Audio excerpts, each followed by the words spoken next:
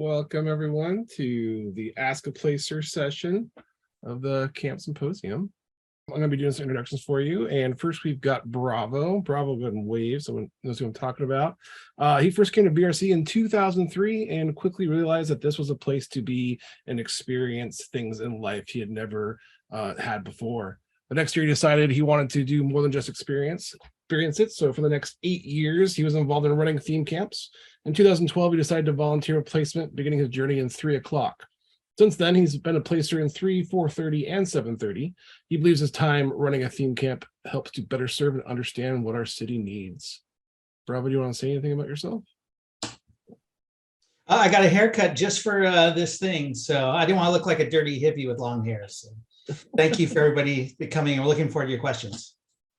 Next, we got KGB, who's been going to Burning Man from Atlanta since 2007 as part of an art support camp, theme camp, and volunteering for Gate Perimeter Exodus for 7 years. He joined the placement team in 2015 and helped to place the 2 and 10 sectors and the 430 sector, and has been the lead placer in 430 since 2019. KGB is an anthropologist and wannabe city planner, and Burning Man and placement are his favorite hobby and annual vacation, where you might see him cruising by in his golf cart, dressed like he's on his way to the local country club.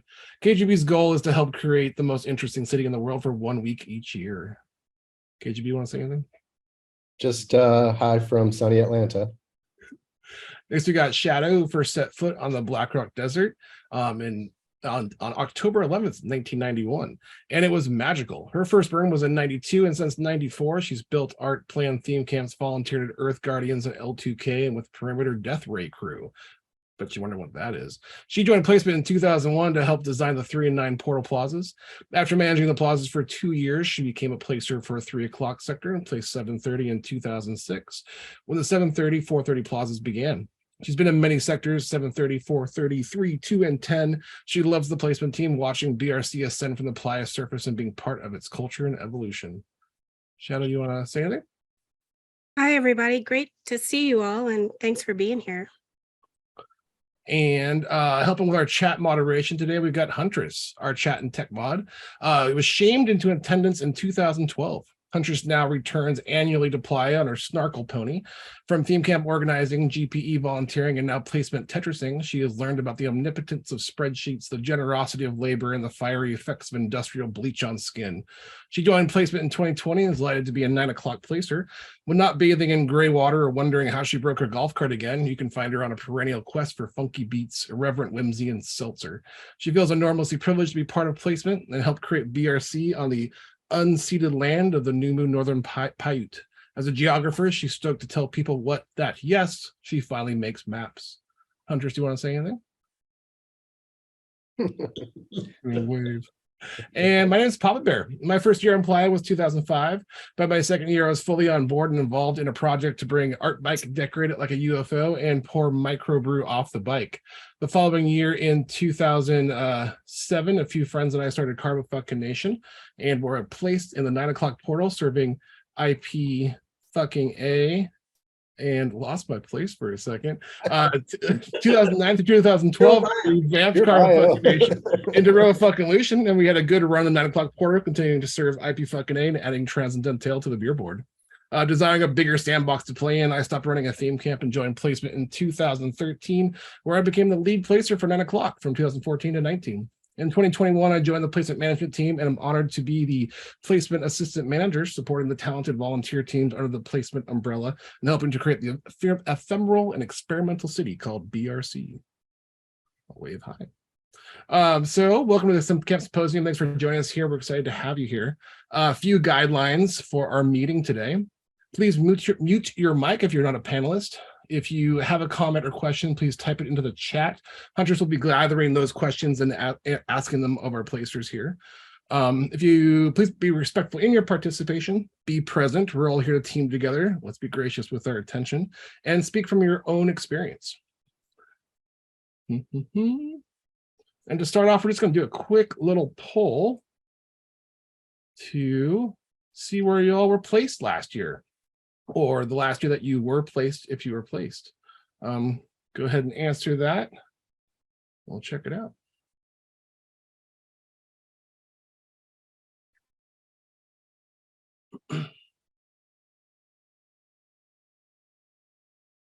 So also be a good time to start throwing some questions in the chat that hunters can start gathering. So we can start asking our placers.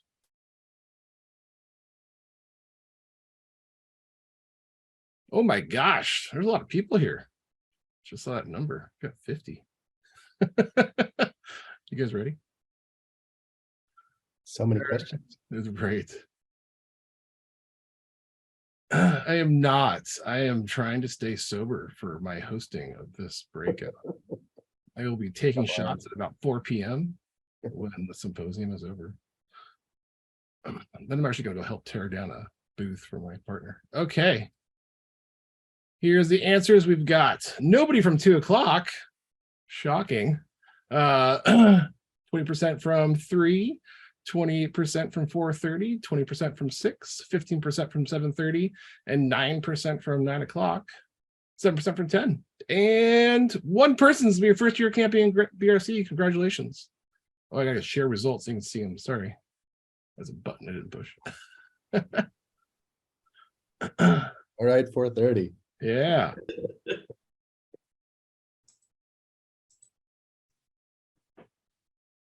All right, cool. Well, we're just going to do a Q&A for the next hour. So like I said, put your questions in the chat. Hunters will be gathering them up and throwing them at our placers. Hunters, you got the first question for us? I do. So the first one we have is from Small Wonder. All things hubs. It's a large question. If anyone wants to specify in the chat, I can augment it. But if you want to maybe start talking generally about hubs, that sounds like a hot topic. Generally about hubs. Is there a question? There was a question mark on the end. Maybe we move on until we get a specific question about it. Here, while they maybe try to specify, the next one we have is from Andrew Flynn, and they ask, how does the percentage of first timers affect placement? I assume that's first timers, the percentage in a placed camp. Mm-hmm. I'll take that. So there's a difference between theme camps, returning theme camps, and new theme camps, right? So that's the big differentiation we have. Now, when you talk about your specific camp, it doesn't really matter. Honestly, it's not a big thing unless you're a camp of, hey, we were a theme camp last year, this year, it's all brand new burners. No one's been to Burning Man before. Then it might raise a red flag and you know, we'll ask some questions, but don't worry that if you're bringing people that haven't been to Burning Man into your camp, that you're going to put your camp at risk for that. You know, really what we're looking for is when you fill out your questionnaire, you just have to be clear about what you're actually doing, how those new people are coming, how you're acculturating them, so we can, you know, feel, you know, confident in that work that you're doing. I'll just say too that when you have a lot of new people in your camp, oftentimes they want to go explore and not coalesce around what your interactivity is or helping you build or break down. So, you know, as you bring people in and you acculturate them, give them some free time to do their Burning Man thing and learn about Burning Man. And that's you know, teach them that they can have fun too. It's not all hard work.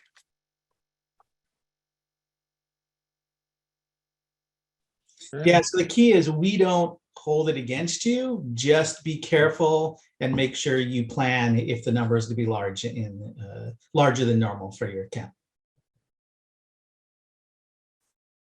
Thank you. Hunters, you got another question for us? I do. So 2 questions regarding hubs.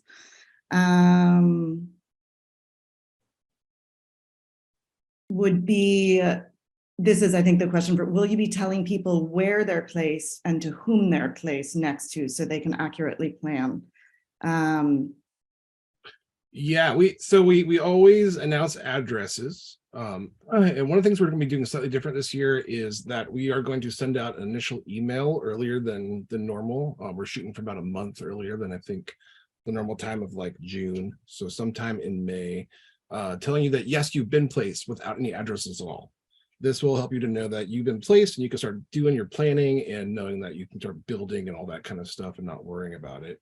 The second email will come out the normal time around June-ish after we've done all of the back end crossing T's and dotting I's that we have to do with the map. And that will be the address that you are living at. With that address email, in theory, although it happened, I think, a month later, we're going to shoot to have neighbor information included in that. So expect neighbor information sometime with the placement email, the secondary one, or in July, which I think was what it was last year, because that's also a manual process where we are entering in every single neighbor for your camp. And that can be anywhere between 2 to 8 neighbors, depending on the size of your camp and where you're placed. So it's a lot of clicking and adding stuff in manually for the 1,500 place camps that we have. The second part of the hub's question is, can an interactive theme camp hub with a mutant vehicle camp? They sure can. Yeah, hubs can be art support and theme camps, mutant vehicle camps. It can be a village hub with a theme camp, although that's kind of crazy, but we're not going to say no to that. And I think the thing to think about with the support camps is that mutant vehicle camps generally are placed beyond H Street because they are mobile and they can get to the open playa a lot easier. And so if you're going to hub with a mutant vehicle camp, it may mean that you're not going to be placed much closer to H Street. It depends on the size of the mutant vehicle camp too. We'll be looking at it and considering it, but just understand that hubs does mean where other camps in your hub might be placed could affect your placement, or vice versa. We have another question. This is from Spencer about how are decisions made regarding first-time camps? Are first-time camps usually given placement further out? Do you know approximately what percentage of first camps are approved? Maybe we'll take that one. I can take the first part is like how we decide on first time camps. So when we're looking at first time camps, they are camp to camp, right? We look at your interactivity and we look to see what you're doing based off the people in the camp. And we're always excited to see new camps. It's something new people come together and collaborate. Oftentimes there's lots of excitement within these new camps, which is great. Our decision around deciding to place them, we have a bunch of things we look at to decide whether a camp is doing, the appropriate interactivity and things based on where they're going. Typically, they'll get placed roughly around the same as other camps. The only thing that we try not to do with new camps is you may not see a brand new camp on the Esplanade, because they're brand new, they're trying to figure it out. They haven't shown any kind of track record. So a brand new camp, unless maybe there are 2 other camps that are coming together to form something new that they know they have a track record might be in a place. So we may have some conversations if we do want to put them somewhere like that. But typically new camps are not going to be at a disadvantage for getting placed as long as they are doing the interactivity that is necessary for a theme camp. Now the numbers, I don't know, Papa, if you have the numbers, I have no idea what the numbers are. Is that the second question about what percentage of new camps are placed? Was that part of the second part of the question? Yeah. I do not have that off the top of my head. But the general numbers are, we generally don't place around 100 camps every year out of 1,500 that we do place. And so that 100 is a mix of returning and new camps. That gives you an idea. So about 100 would probably say no to 100 to 150. Yeah, I would just say that new camps have the same probability of being placed as a returning camp if their description of what they're going to do is good. But like Bravo said, they probably won't end up on the Esplanade, maybe not on a portal, just because those are really prominent. And you never know with first year camps if they're going to really be able to pull it off. And if you are a brand new camp, make sure you read through all the information on being a theme camp and kind of what the expectations are. I had a camp one year where I don't know, I think it was like 5 to 10 people, and they had someone that used to be a seaboat captain and he was going to tell stories. So you can come into their camp, sit down, and have them tell stories, which is great. Nice that he's sharing these experiences, but it didn't necessarily require to be a place theme camp with 5 people, right? I mean, because we all kind of do that in our camps, tell stories. So if you are trying to be a theme camp, make sure that you kind of look and see what understand what you're doing and make sure that you're explaining it right as well. They might have been doing something more, but it came across as just, camp chairs and a story. Following the first year camps, there are a few questions regarding how the number of steward sales tickets are quantified, both if you're a new camp, how many tickets are awarded, and then I think generally how are camps allocated steward, the much desired steward ticks. Should I take that?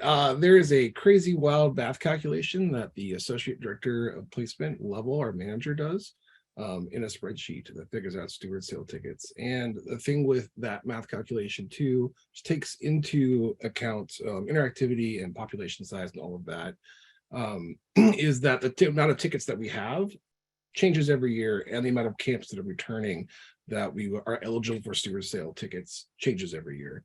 And so the ticket numbers are going to go generally down based on that, because we keep having more and more returning camps, and the ticket numbers change. This is why during the plenary we mentioned taking a year off, which does mean there's more tickets available. So the more camps that sign up for we'll take 1 year off and come back the next year, the more tickets we have to spread.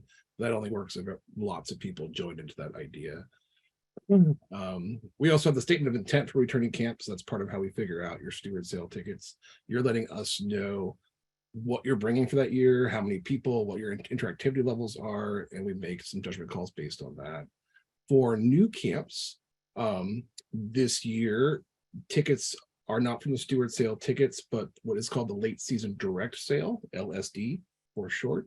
And that is where we give some tickets to some new camps that are placed. So if you are placed, you're eligible to be considered for tickets as a new theme camp or village.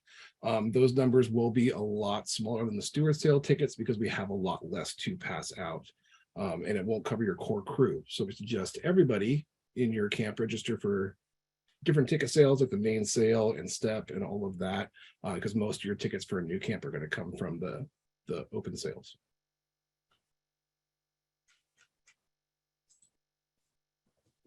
Excellent. I have 2 WAP, which is work access pass questions. How are the number and day of entry for WAPs decided?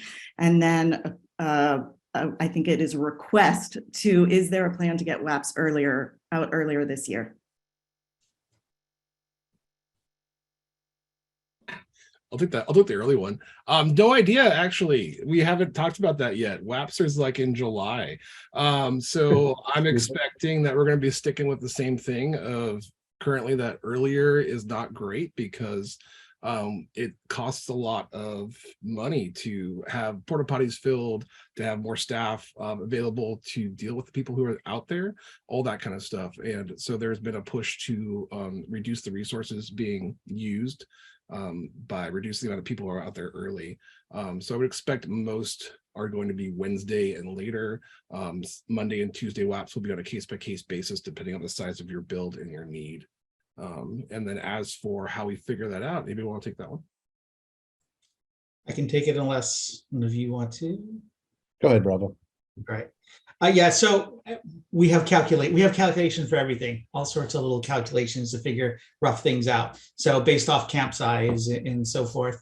But one thing to remember with WAPs as well is that it can change year to year. Some people like, oh, last year I got this many, this year I'm getting this many less. How come that is? We are limited based off of what we're allowed as far as attendance and who could be on site before the event starts. And during the event even, right? They're allowed so many tickets. So there is a certain amount of number of people allowed on Playa Build Week. And we get certain numbers and we try to give out what we can to the camps that require, right? There's a certain amount you require, a certain amount you want. And we have issues with, oh, we can't have too many people there on Monday or Tuesday. So there's all sorts of things and they change year to year. So we try the best that we can to accommodate the camps and their requests for WAPs. but the number of camps versus the amount of WAPs we actually get this year can change. So don't be surprised if there's less, especially if there's more camps this year. If there is an issue and you do need more, and then what we've given you, please send in a detailed email explaining why you need those other ones. And we can try to do our best. There's no guarantee, right? But yeah, we have a calculation based on campers, but it can change every year. I wish it was, I wish we could be more solid on it, right? But a lot of those things are out of the placement team's control.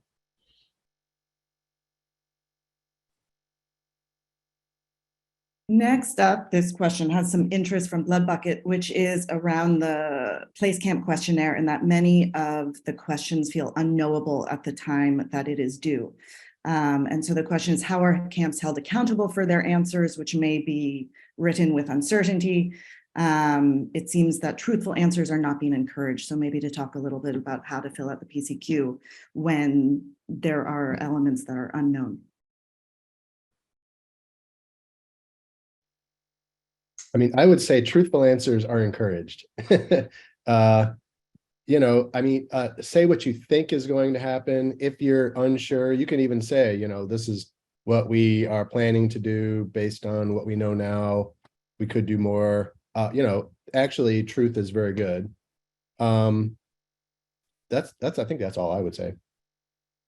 Yeah, and also remember that placement@burningman.org is how you get a hold of us. And this happens all the time. Camps change your activity. They plan on something specific that falls through. They change it to maybe not all their activity, but a piece of it falls through. So they let us know, or they change it to something else. So you can put in, with all honesty, like KGB said, what you're doing now. And if you have your camp meeting is not going to be till April, and then you have your camp meeting, you're like, oh shit, we're doing all these other cool things. Send us an email, tell us, and we will add that into your questionnaire. So as we're going through and reviewing them, we'll be able to see that and take that in consideration when we're doing our thing to get the camps on the maps. And I was just going to say that we do realize that we're asking for a lot of information really early in the process, and things can change, funding can change, all of that. So yeah, just keep us in the loop. We have some questions around the favorite topic of interactivity. How many hours of public interactivity should a camp have? Are there other criteria for interactivity? I know you all have a lot to say about this. Who wants to field it? The first one. Well, if you're going to be on the Esplanade, you want to be 24/7. It really depends on if you want to be Esplanade or a portal, if you want to be on an avenue, if you want to be on a street. There are criteria for each of those. I think it's on the website somewhere. I don't know if we can link to that, but if you're going to just do 3 things during the week, you're not going to get an Esplanade. You're probably not going to get the portal. You probably won't get an avenue. It just really depends on how many days and how much time you're willing to have interactivity. And that helps determine what kind of a street or avenue or plaza you are put on. Just to clarify that the avenues are the numbered streets and the streets are the lettered streets. That's how we look at that, avenues and streets. And we work really hard to, put the communities and the streets and the corners together. So it really helps us if you tell us how many hours of interactivity you're going to have and what kind of activities you're going to be doing, so we can put you in the right place and make sure that your camp is working, your interactivity is fulfilled, you have enough people walking by, you have enough supplies, you bring enough supplies, all of that. So another key thing with interactivity too to keep in mind is that in the questionnaire we have your interactivity description, and then we have like your events, what's happening day per day, right? Because if you're doing specific events, we want to know that. But we want your camp to be open and inviting. There's the active interactivity and passive interactivity. Both those things go together. You might have this really cool thing that goes on and it's super awesome for 2 hours out of the day, but then you pull a tarp across it and you're just a blank wall for the rest of the day. And that really limits your camp and just its ability to be part of the little community, part of the street that you're at, right? So adding passive interactivity, adding something that people can interact with, whether you're there, whether it's shade and some chairs to sit down or something that people can play with. I mean, nothing is better than coming back to your camp and no one's there except for a bunch of people outside playing with your passive interactivity. It's really fun to see that. So always keep that in mind. And we talk about like lighting as well at nighttime. There's so many things you can do that are pretty simple and easy that makes your camp looks nice, make it look inviting, make the whole city just be more homey, right? Like with the lighting, if you go down a street that's completely black, no one wants to walk down that street. If there's lights, even little lights on all the camps along there, you'll get more people moving around. So keep all those things in mind.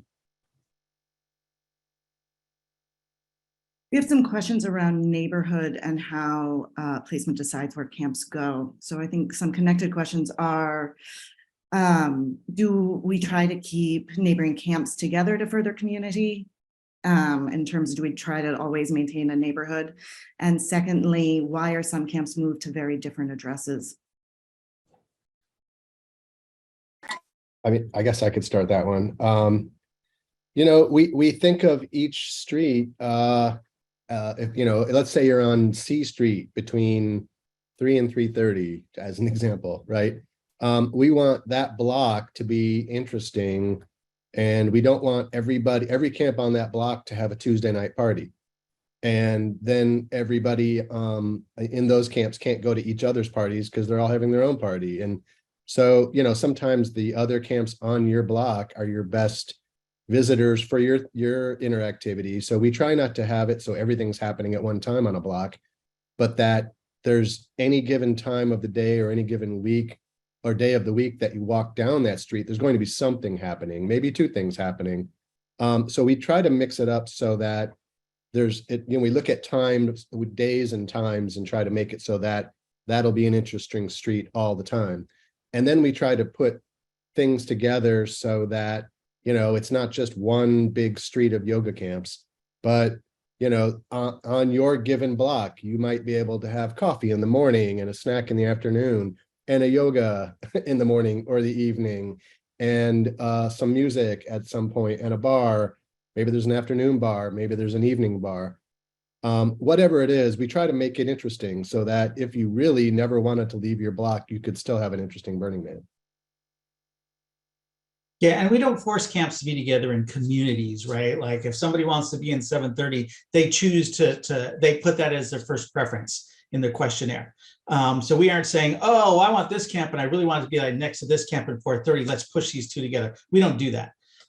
We try to honor the preferences of the camps as they're putting them in. But oftentimes camps will say, I want to be on the Esplanade, and that's my first preference. I want to be that versus the sector I picked, and they may move somewhere else based off of that.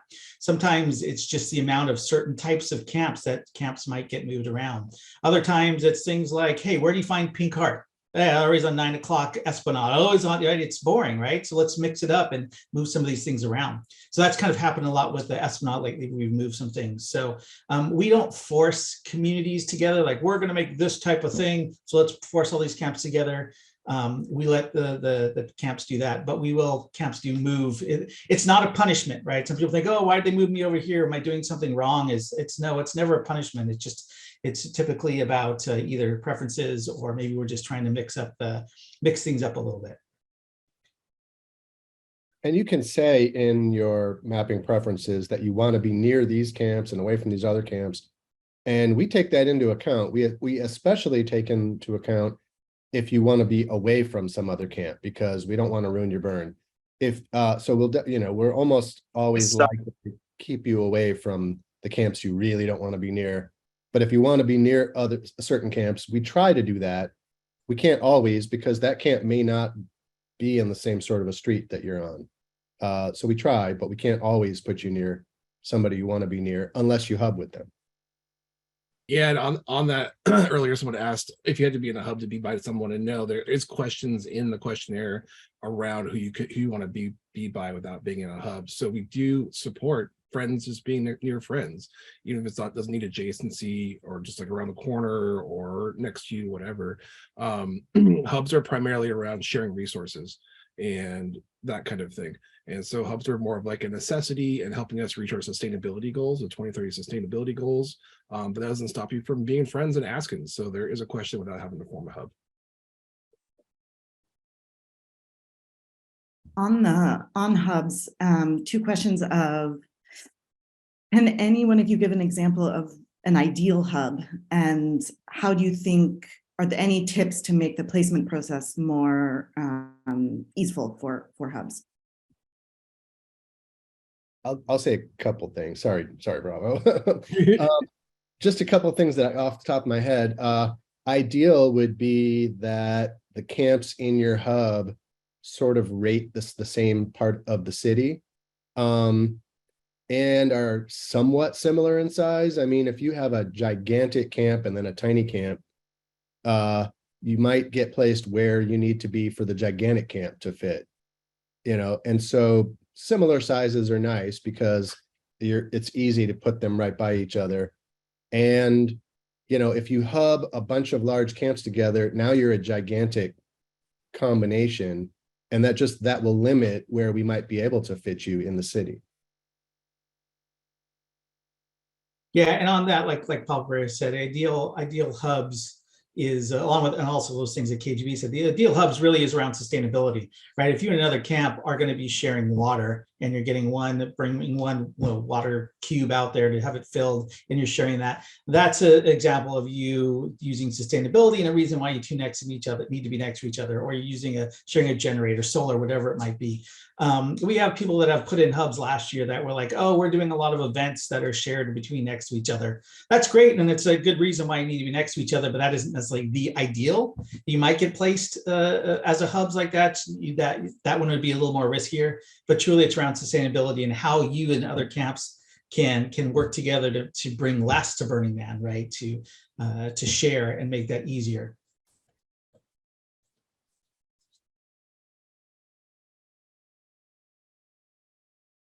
Okay, we have some questions about how size of camps is distributed. So how, there's a question that says camp size is an allotment based on the numbers. What happens when we have an increase in population and that they run out of room? And then secondly, what happens when a camp maybe has a small population but needs more space for interactivity? I'm willing to jump in. We do have a rubric, and I'm not sure if I'm even supposed to say this, but around 400 square feet per person. And that's just because, and that takes into account camping area and interactivity area.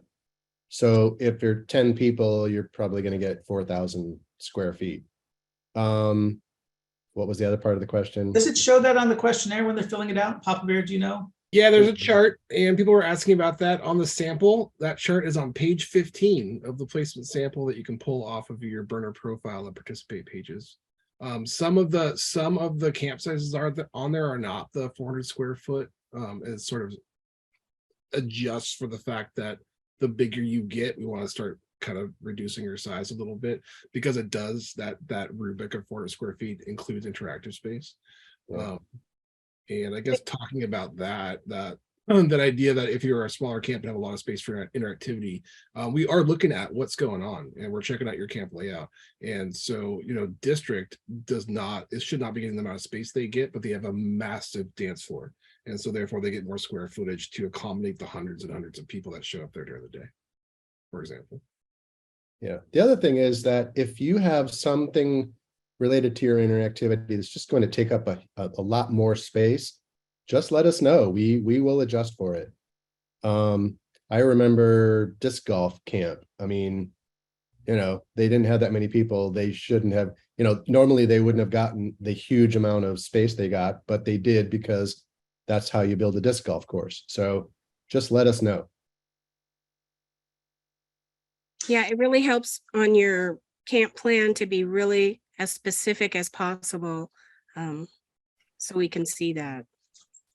And the larger your camp gets, be aware of the amount of frontage your camp's going to have, right? I mean, small versus large camps is the question that comes up to us all the time. And I mean, if you're a camp that's 100 by 100, you probably have 100 feet of frontage and you're using 50 to 75 feet of that for your activity. If you're a camp of 200 by 250, you probably have two 200-foot sections of frontage at least, and you're probably using 100 feet of frontage, which means you have this 300 feet of frontage that's not being used, which oftentimes that's what a lot of people complain about. They might be a camp that's across from a camp that goes all the way through the street, and they're like, oh, the camp across from us didn't do anything. It's because you saw the backside. So the larger that your camp gets, the more you need to think about, are you going to have more than one frontage? If that case does happen, what are you going to do about that, right? You have more people, you should be able to, put something together to even have lights, passive interactivity, something to cover that frontage.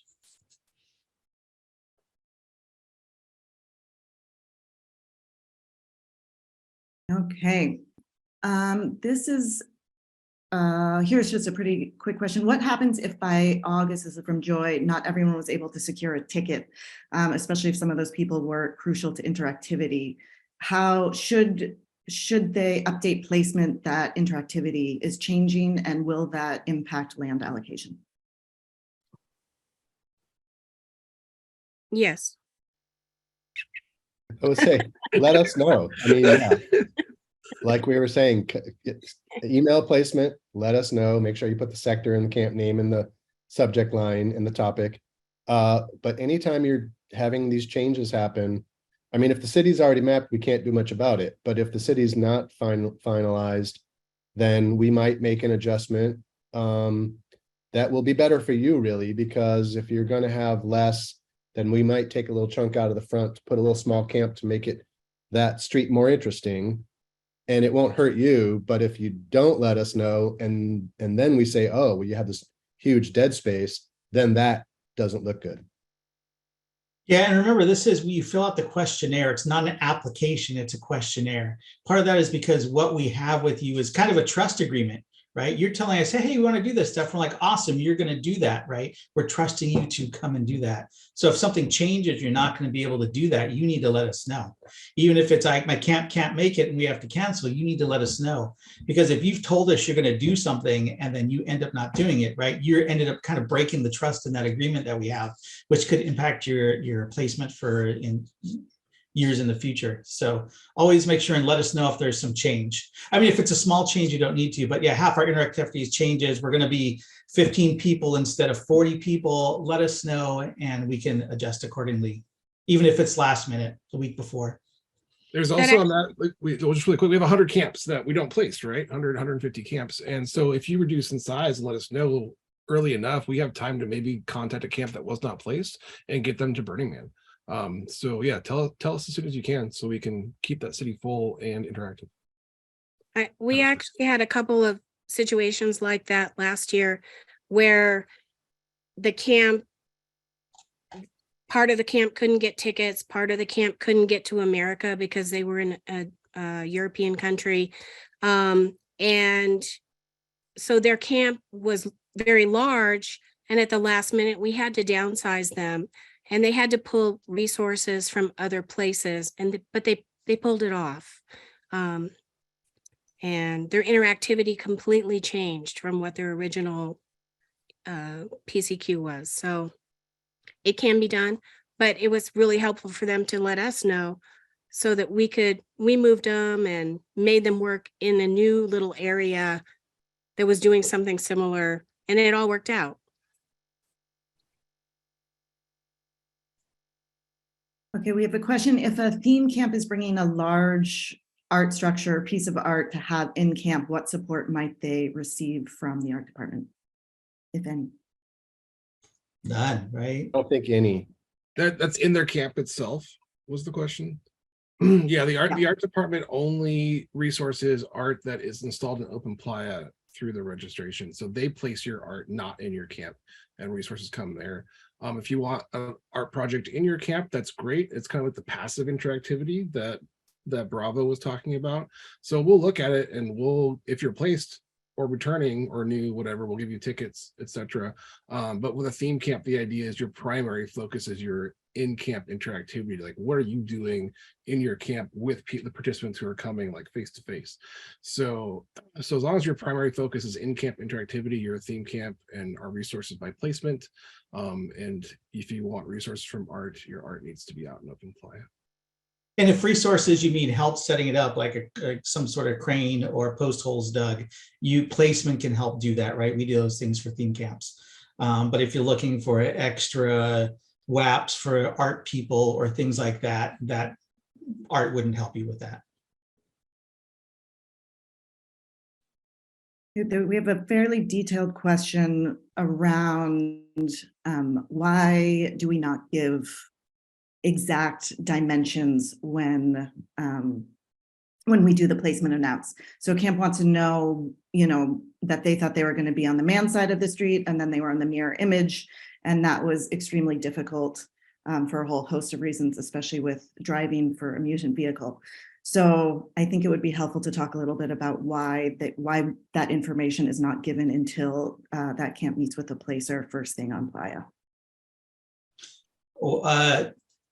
Mostly in the past, we've had issues with people, and it's getting worse and worse now. Well, worse, right? With hubs and knowing the neighbors, people are able to figure it out better and better where their camp is. But typically what ends up happening is that people abuse it, right? So we tell you something like that, camps come and we tell you, hey, when you show up at the event, when you get to the gate, the first arrivers need to contact placement so that we can take you to your spot.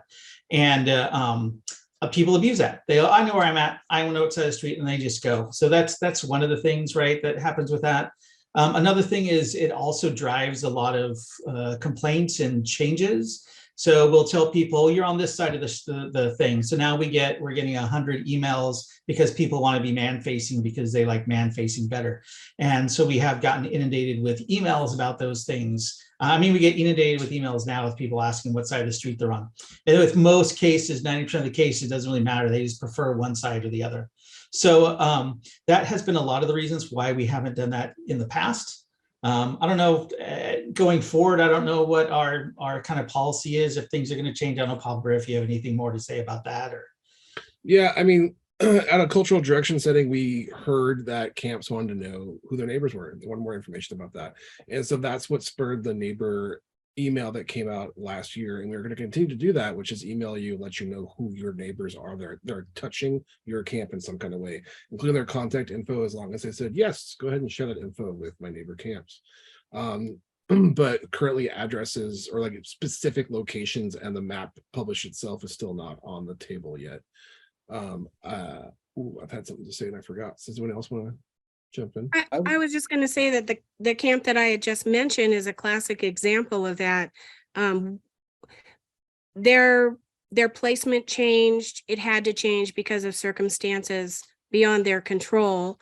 And if we had specifically told them where they were and given them all of the information, then everything would have been blown. It wouldn't have worked. We have to have that flexibility. Yeah, that's true. We do places changes all the time. I had a camp a couple of years ago where they came in and they went in the wrong spot, and they had all of their shade structure set up by the time we found them. And luckily, the camp 2 over was the exact same size and they hadn't arrived yet, but they had the same address because they were in the middle of the street.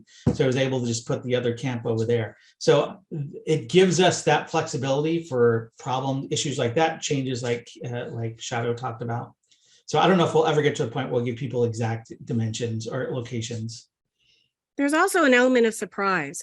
And I know that's dwindling because the complexity of camps is getting greater, but sometimes things happen when you have everything planned out and then you arrive and, oh, something's different. You instantly have to make adjustments, and that helps your mind boost your offering, boost your creative thought process. So there's there was a specific part of that question which was having to mirror the camp, and we always suggest that you bring 2 camp layouts with you. a mirrored version, so that if you are on the other side of the street that you were hoping you were on, you still have a camp layout and you get right to work. You don't have to sit down. I remember when I used to run a theme camp, the portal is always a little bit wonky. It's kind of an angle. And me and my colleague would sit out there and measure it at 8 in the morning and redraw our map every year. And that was because it was just a little bit different than we thought it was going to be, that plus or minus for those wonky addresses. But so yeah, just bring a mirrored image, and that will help you to get started right away without having to think about stuff as much. One other thing is just if for some reason you feel like your interactivity really needs shade in the afternoons, and so you need to be on a street that's man facing or whatever, let us know. If you say specifically and give a really good reason why you need to be facing one direction or another, we take it into account. There's no guarantees, but if you don't say anything, we don't know. So, I mean, I've had a camp come up to me one time and say, are you mad at us? Did we do something wrong? We've been mountain facing 2 years in a row. They never asked to face the man, but they thought that was a preferred thing. So they thought we were mad at them. And it was like, no, we just put camps on either side of the street and we don't favor it one way or another unless you have a really specific reason. For years, I had a camp that had a large saddle span tent, and for wind direction and their interactivity in the evenings and afternoons, they had to be in a certain direction, a certain location, facing a certain way. And just let us know. Those types of things are super important, not only for safety, but for your interactivity as well. All right, go. You got another question? Oh, I have so many. So many. Has it been decided if fire lanes will be placed separately from camps this year? I think a formalization of fire lanes so that camps don't have to draw them in.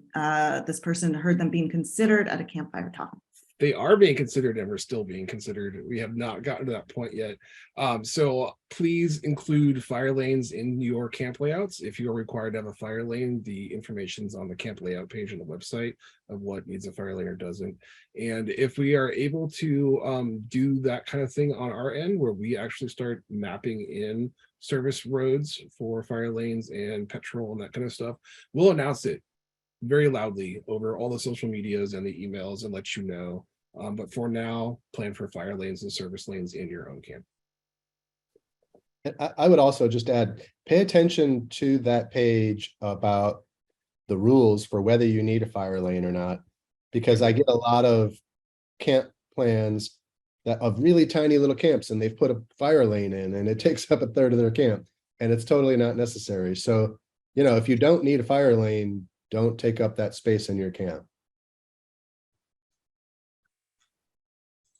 I have a question from Equilibrium on if you all could riff on what works for flow from street to camp and what doesn't. I'm assuming the flow from street to camp is essentially commenting around frontage and visual appeal and what you've seen that you think works really well.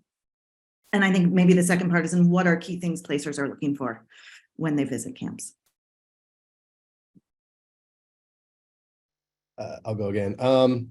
I always think of it as, think of yourself as a person walking on foot. You don't have a bike, you don't have a mutant vehicle or anything, and you're walking down a street.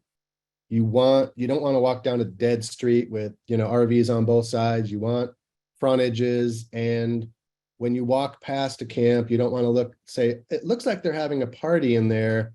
I can't tell if that's a private party or if it's open to the public. I'm not sure if I should go in there. You just want it so that that person who's walking down the street knows that you're having an event, they're invited, there's a sign, there might be people out front saying, come on in. And it's just inviting enough that they know that they're allowed in, that they're not entering some private space. So just think of that person on foot and what they're going to feel like when they're walking past your camp. And that goes for when you're having a party or when you're not. Right. If you could make it look warm and inviting, where I'm tired, there's some nice couches. They look like they're part of the place for that I can go sit, or Playtech benches, whatever. If you could make your camp look open and appealing, the interactive public part of it, then that's even better.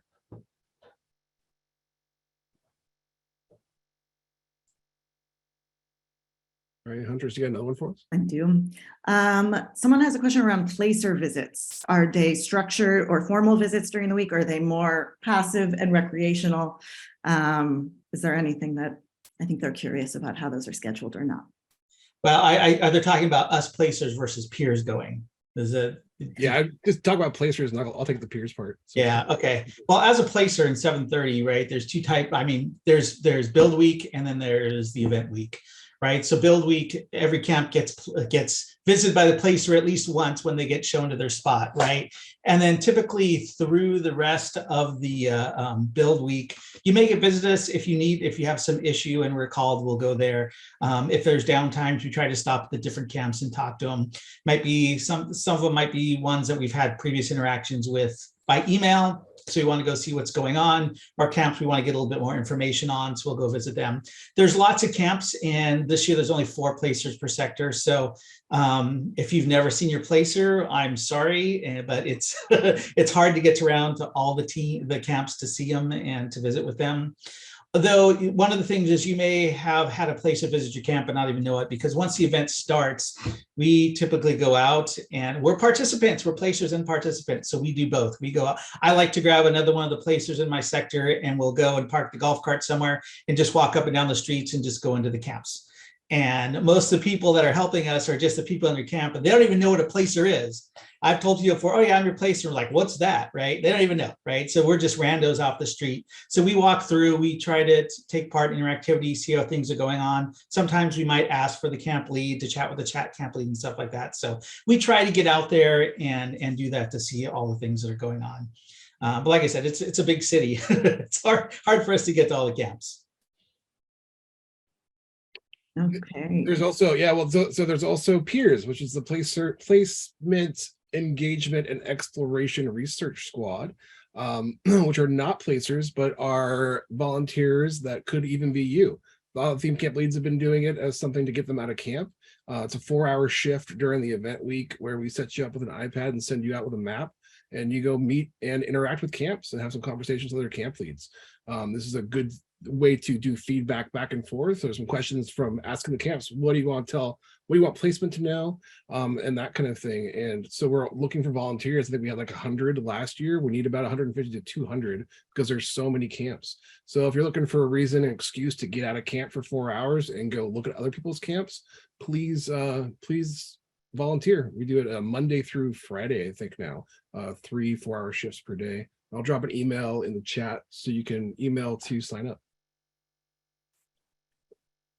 Yeah, everybody who's done it has had a blast. I've talked to a lot of camp leads that have signed up and done it, and they love doing it, and gives them a chance to kind of nerd out with other camps, other camp leads, where they're talking to them and looking at their camps. So everyone has a lot of fun with it. I want to add one other thing to this whole thing, about us coming by and visiting. With the questionnaire, you can put 2 pictures. So please send us 2 pictures of your camp, not your camp mates. I know everybody's super fun and exciting and having a great time. We love to see those pictures, but you only have 2 pictures that you can submit with the questionnaire. So please make them of your camp. So that gives us a better view of your camp, especially if you're new or maybe you've moved to a new sector from one you've previously been in. So the visuals really help us understand the interactivity that you're doing. And Hunters, we got about 5 minutes left, so maybe like 2 more questions. Great. I'm looking for one that might be.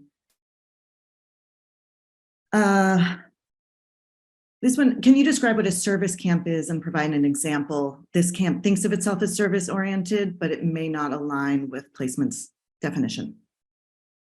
We don't have a service camp as a category. There are theme camps, which are in-camp interactivity based. There are art support camps, which are focused on their art installation open playa.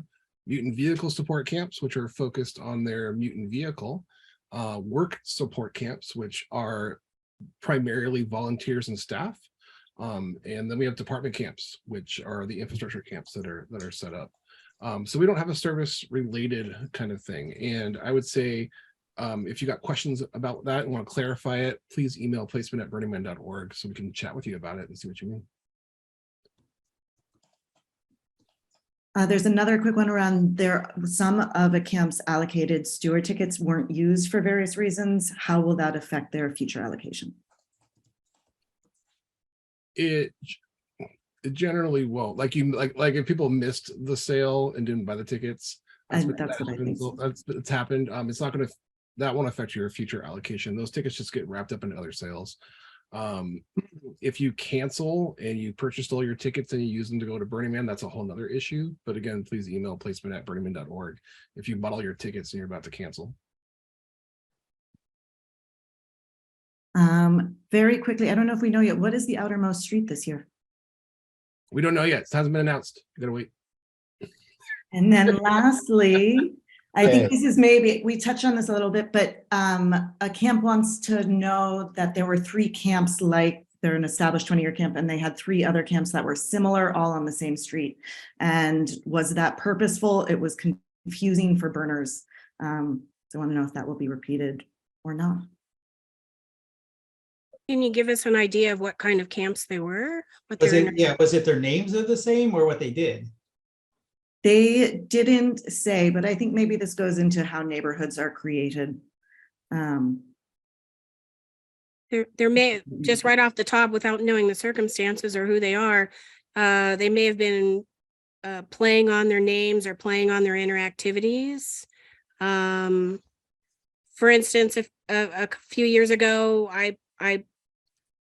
we mapped a taco camp across from a burrito camp, I mean, we were trying to have fun with it, creating more interactivity between camps as well as interactivity in the camp. I don't know.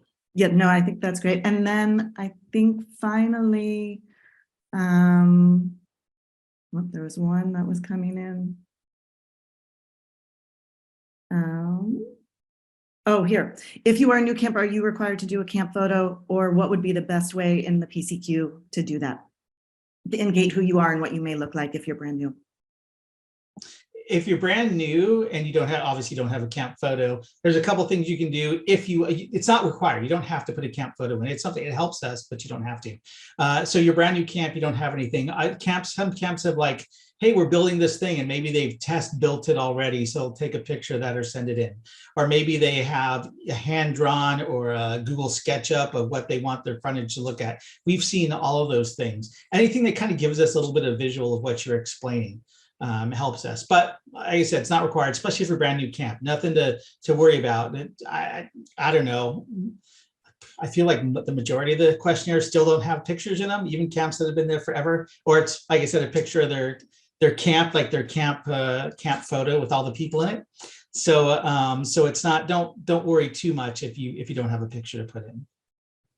And if you know, you've been at a regional maybe, and you're going to bring a camp that's similar to what you've done at a regional, if you have a picture of that, you can say, here's what we've done at a regional. We plan on changing it and doing something different in this way. But yeah, if you don't have pictures because you haven't been to camp before, we're not going to, you know, mark you down in any way. Or you can send in a picture of a kitten, so at least we'll be in a good mood when we see it. Hunters, you got one more for us?